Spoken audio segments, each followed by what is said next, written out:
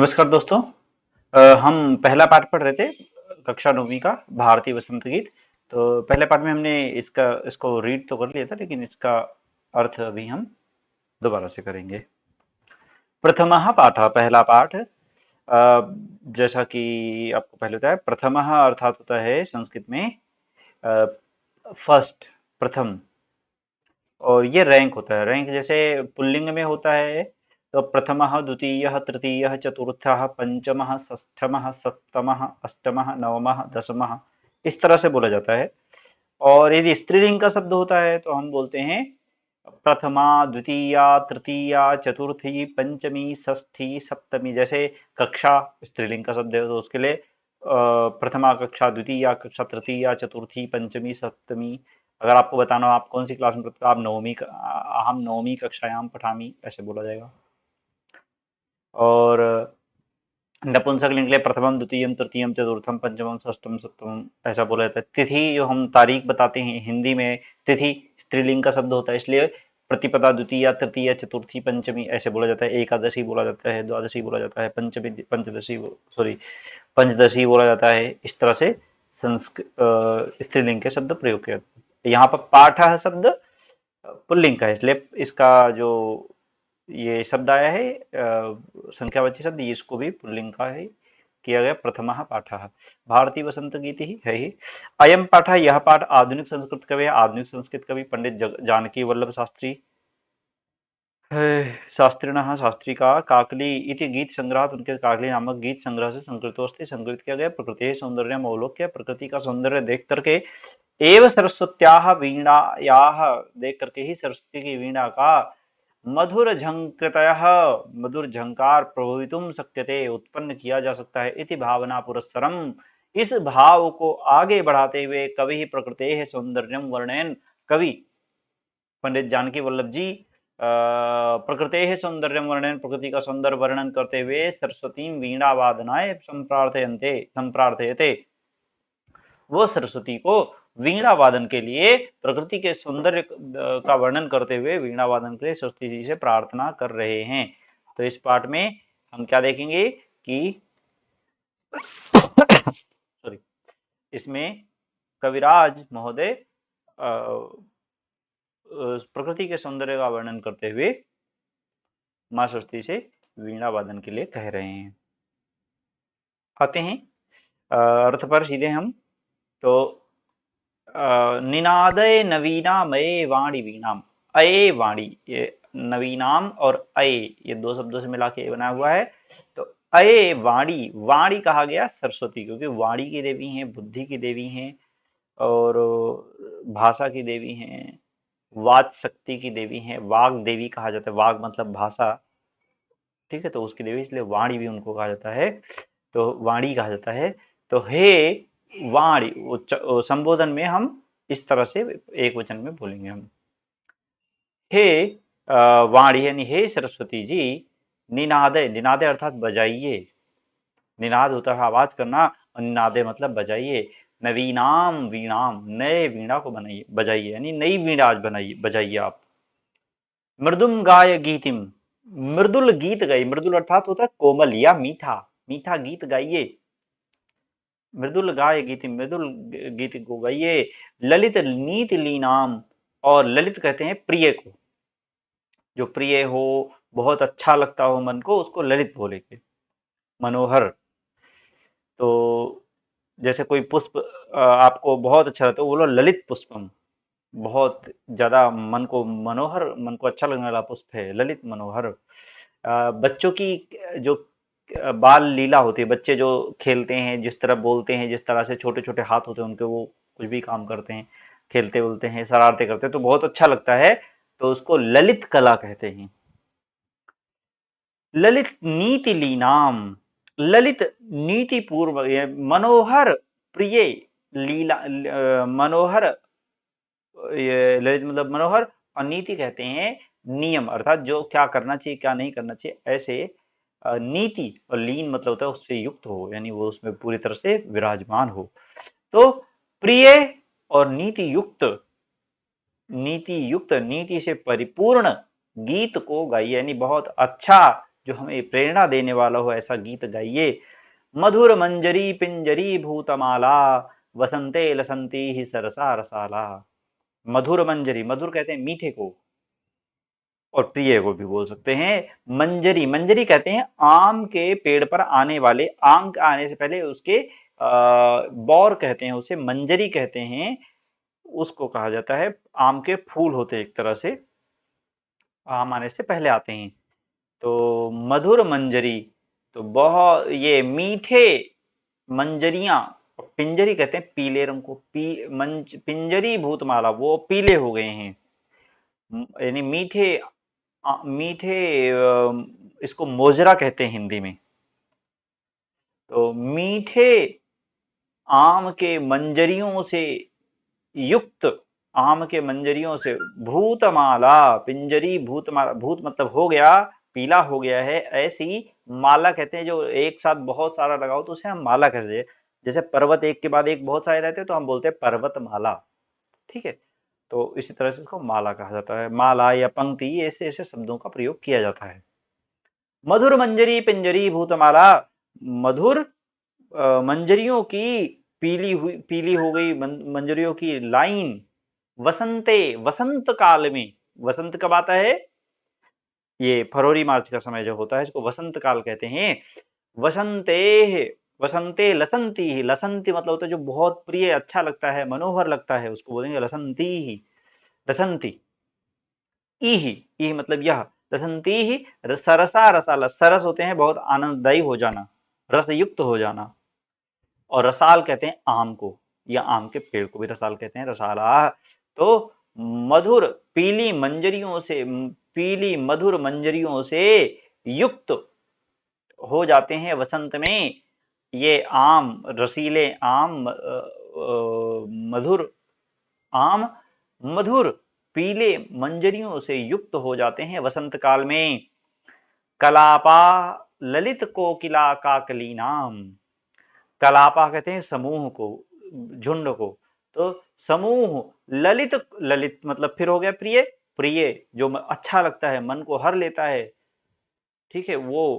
कोकिला काकली नाम, कोकिला कोयल को कहते हैं, और काकली नाम कहते हैं इनके कूजन को। तो कोयलों के, कोयलियों के कूजन की, कोयलियों के या प्रिय कोयलों के कूजन को, समूह उनका जहां समूह होते हैं, प्रिय कोयलों के समूह के कूजन को, ये भी वसंत में, वसंत में देखिए वसंत में क्या क्या चलता है वसंत में। एक तो ये आम की मंजरियां अच्छी लगती हैं जो पीली पीली हो, पीली पीली माला की तरह शोभायमान होती हैं, रसयुक्त हो जाती हैं। और दूसरा, कोयलों के झुंड उस समय कूजन करते हैं, काकली करते हैं, इसको कूजन कहते हैं हिंदी में, काय काकली करते हैं, कूजन करते हैं वो। ये दो चीजें वसंत में हो जाती हैं, बहुत अच्छी लगती हैं ये भी, पर बड़ी लसंती, बहुत अच्छी लगती हैं। इसलिए हे माँ निनादय नवीनाम वीणाम, हे इसलिए हे माँ नए वीणा को बजाइए। आर्थिक बात दोबारा सुन लीजिए। मधुर मंजरी पिंजरी भूतमाला, मीठी मंजरियों के पीली माला जैसे हो गए हैं इस तरह से वसंत काल में, या रसीले आम के पेड़ बहुत अच्छे लग रहे हैं, और कोयलों के झुंड के जो कूजन हो रहा है ये भी बहुत अच्छा लग रहा है। हे माँ ऐसे में नई वीणा को बजाइए और मीठे गीत को गाइए। वहति मंद मंदम सनीरे समीरे, वहति मतलब बहती है, मंदम मंदम धीरे धीरे बह रही है, क्या बह रही है, सनीरे नीर के साथ साथ, पानी के साथ साथ, समीरे, समीर मतलब हवा, और सनीर, नीर मतलब होता है जल, और सनीर मतलब पानी के साथ साथ। तो पानी के साथ साथ हवा बह रही है, बहती हुई हवा में कलिंदात्मजाया सवानीर तीरे, कलिंदात्मजाया, कलिंद कहते हैं एक पर्वत का नाम है कलिंद, जहां से यमुना नदी निकलती है। और आत्मजा कहते हैं, आत्मजाया कहते हैं पुत्री को। तो आत्मजा कहते हैं पुत्री को। तो आत्मजाया याह यानी उनका, पुत्री का, कलिंद की पुत्री का, कलिंद आत्मजायाह, कलिंद की पुत्री का यानी यमुना नदी का, इसीलिए यमुना का एक नाम कालिंदी भी है क्योंकि वो कलिंद पर्वत से निकली हुई है। जनक की पुत्री जानकी, कलिंद की पुत्री कालिंदी, ऐसा करके नाम आ गया उनका, कालिंदी नाम पड़ा हुआ है। तो कलिंदात्म जाया, कलिंद की पुत्री का सवानीर तीरे, तीरे मतलब होता है किनारे, और सवानीर कहते हैं बांस या बेंत के पेड़ों को सवानीर कहते हैं। तो सवानीर तीरे, यमुना नदी के किनारे लगे हुए, यमुना नदी के किनारे लगे हुए बेत के पेड़ों में, वहति मंद मंदम सनीरे समीरे, यानी पानी के साथ साथ, हवा के साथ साथ, पानी के साथ साथ और हवा के साथ साथ धीरे धीरे जमुना जी का यानी कलिंद की पुत्री का सवानीर तीरे, उनके किनारे बेंतों की लताएं भी हल्की हल्की बह रही हैं, यानी वो भी उनके साथ हिल रही हैं, पानी में झुक के पानी में डूबी रहती हैं और हल्का हल्का बहती हैं, तो अच्छा लगता है।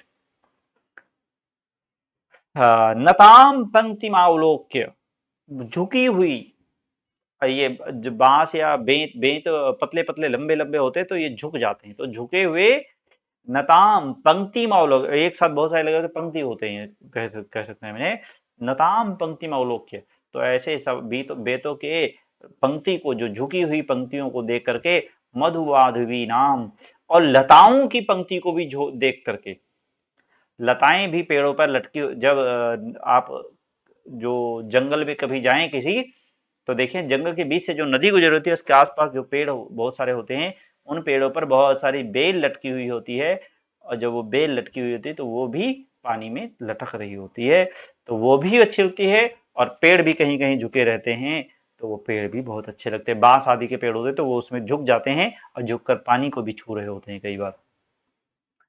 वहति मंद मंदम सनीरे समीरे कलिंदात्मजाया सवानीर तीरे नताम पंक्ति, उनके बेतों की झुकी हुई पंक्तियों को देख करके, लताओं की झुकी हुई पंक्तियों को देख करके वीणा बजा दीजिए, नई वीणा बजा दीजिए, मृदुम गाय गीतिम ललित नीलिलीनाम, मीठे गीत को गाइए जो मन को हर लेने वाली हो, प्रिय हो और नीति पूर्ण हो, अच्छी बातों से युक्त हो।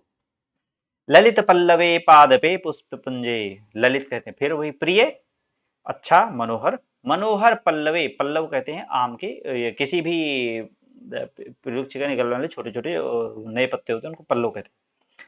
ललित पल्लवे, पादपे, पादप कहते हैं पौधे को, पुष्प पुंजे, पुष्प के गुच्छों में, यानी सुंदर पल्लवों में, पौधों में और पुष्प के गुच्छों में, मलय मारुतो चुंबिते, मलय, मलय एक पर्वत का नाम है जहां पर चंदन होता है, तो इसलिए वहां से अगर हवा आती है तो बहुत ही सुगंधित हवा होती है। तो मलय मारुतो चुंबिते, चुंबित मतलब उसको छू करके आई हुई, स्पर्श करके आई हुई, तो मलय पर्वत के, मरुत मतलब हो गया हवा, तो मलय से आने वाली हवा को हम बोलेंगे मलय मरुत, ठीक है, मलय मरुत, वहां से मलय से आने वाली हवा, चुंबिते, उस हवा के स्पर्श से, अब वो हवा जिसको छुएगी तो उसके साथ थोड़ी सी सुगंध छोड़ के जाएगी वो हवा, तो मलय मारुत चुंबिते मंज कुंजे, तो जहां पर वो आई उन लताओं को भी वो सुगंधित करती हुई जाएगी, अपने रास्ते में पड़ने वाली लताओं को, पुष्प गुच्छों को, पेड़ों को, पौधों को, इन सब को, पल्लवों को, पुष्प के गुच्छों को, सब को वो सुगंधित करते हुए जाती है। तो ऐसे पुष्प कुंजों में, मंजु कुंजों, पुष्प गुच्छों में, लताओं के गुच्छों में, पल्लवों में, पादपों में क्या है, स्वनंती ततिम प्रेक्ष्य मलिनाम मलिनाम, स्वनंती आवाज करती हुई, ऐसी जगह, इन 4-5 जगहों पर जो मलय से आने वाली हवा के स्पर्श से जो सुगंधित हो गई हैं, ऐसे ललित पल्लवों में, ललित पादपों में, ललित पुष्प गुच्छों में, ललित लता गुच्छों में, मंजु कुंज अर्थात लता गुच्छों में, स्वनंती ततिम, ततिम, तति कहते हैं पंक्ति को, लाइन को तति कहते हैं, एक के बाद एक लगे तो तति बोलते हैं। स्वनंती, स्वनंती मतलब आवाज करना, स्व मतलब स्वर, अनंती ये उसी से मिला हुआ है। तो स्वरंती अर्थात स्वर करती हैं, आवाज करती हैं, स्वर करती हुई, स्वनंतीन स्वर करती हुई, ततिम आवाज को, सॉरी पंक्ति को, प्रेक्ष देख करके, मलिनाम मलिनाम किनकी पंक्ति को देख करके, काले भंवरों की, मलिन कहते हैं गंदे को वैसे, पर यहाँ गंदा शब्द तो नहीं प्रयोग किया जाएगा, तो मलिन का अर्थ काला, यहाँ पर मलिन का अर्थ काला है। तो काले अली नाम, अली कहते हैं अली नाम कहते हैं, अलीना कहते हैं उसको भौरे को। तो काले भौरों के पंक्ति को आवाज करती हुई, काले भौरों की पंक्तियों को देखिए। यानी इन सब चीजों में जो ये ऊपर है, ललित पल्लव, ललित पादप, ललित पुष्प गुच्छ, ललित मंजु कुंज जो सुगंधित है, इन सब जहाँ ये सब जो सुगंधित हो रखे हैं, मलय केतु से आए हुए, मलय पर्वत से आए हुए उस हवा से, तो उससे सुगंधित हो रखे हैं, यहाँ पर छुपे हुए, यहाँ पर रहने वाले, यहाँ पर रहते हुए, वहीं पर भौरे भी गुंजायमान कर रहे होते हैं। उनको देख करके हे माँ आप भी प्रसन्न हो जाइए और आप भी मृदुल वीणा बजा दीजिए। आशा करता हूँ सब समझ गए होंगे, इसमें कोई अक्षर कोई शब्द ऐसा छूटा नहीं है और काफी एक्सप्लेन कर दिया। कुछ डाउट हो तो कमेंट में बताइएगा, हम इसको दोबारा फिर बता देंगे। और आगे अगले आने वाली वीडियोज में मैं और ज्यादा डिटेल बताऊंगा। फिर अगर आपको और डिटेल की आवश्यकता हो तो बता दीजिएगा। लतानाम नितांतम सुमम शांतिशीलम, लताओं की नितांत कहते हैं बहुत ज्यादा, जैसे कहते हैं नितांत अर्थात हो गया बहुत ज्यादा। तो लता नाम, लताओं की, लता समझते हैं आप, बेल लटकने वाले पौधे जो होते हैं, जैसे गिलोय होती है, लौकी, या हम जो कद्दू, ये सब बेल पर उत्पन्न होती हैं। तो लता नाम नितांतम सुमम, सुमम कहते हैं पुष्प को। तो लताओं की जो अत्यधिक शांतिशीलम, जो बहुत ही शांति युक्त यानी गंभीर फूल हैं, लताओं के ऊपर जो बहुत ही गंभीर फूल हैं, हिल डुल नहीं रहे हैं, बहुत शांत बैठे हुए हैं।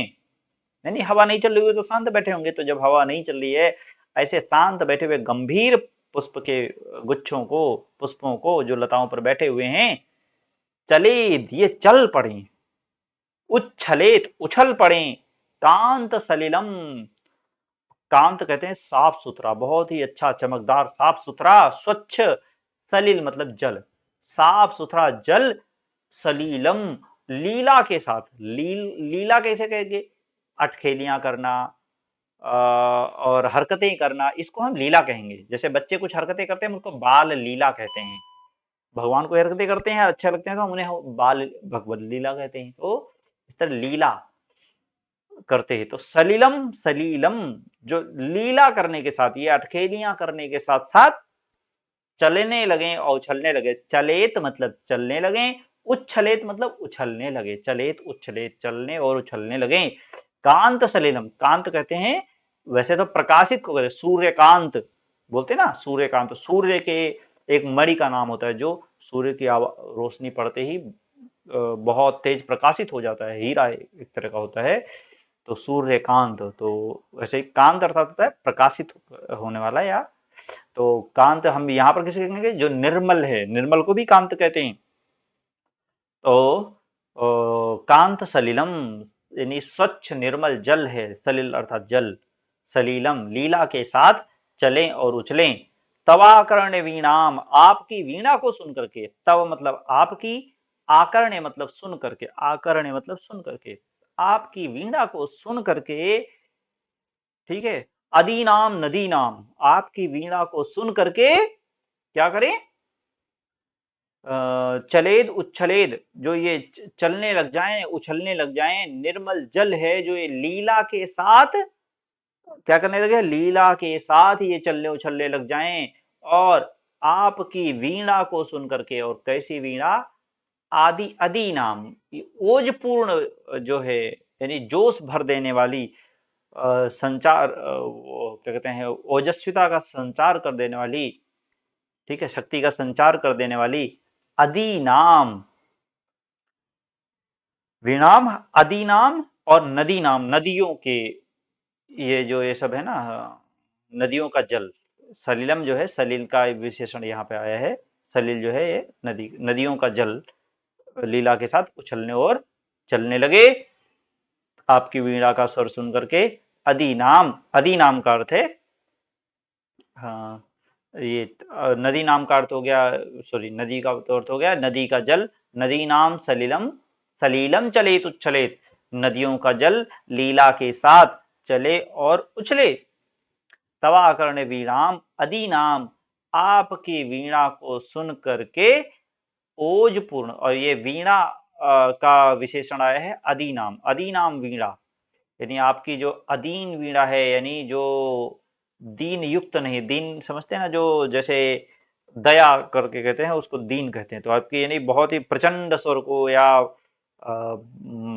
विशेष स्वर को सुन करके, आपके आपकी वीणा के स्वर को सुन करके, जो कमजोर नहीं है, कमजोर को दीन कहेंगे, जो कमजोर नहीं अदीन है, अच्छा दीनाम वीणाम, आपकी एकदम अच्छी सुंदर और प्रभावशाली वीणा की आवाज को सुन करके क्या करें, ये नदियों का जल चल उछल पड़े, लताओं के पुष्प जो शांतिशूल गंभीर पड़े हैं, यह भी चलने उछलने लग जाएं और लीलाओं के साथ ऐसा काम करने लग जाएं।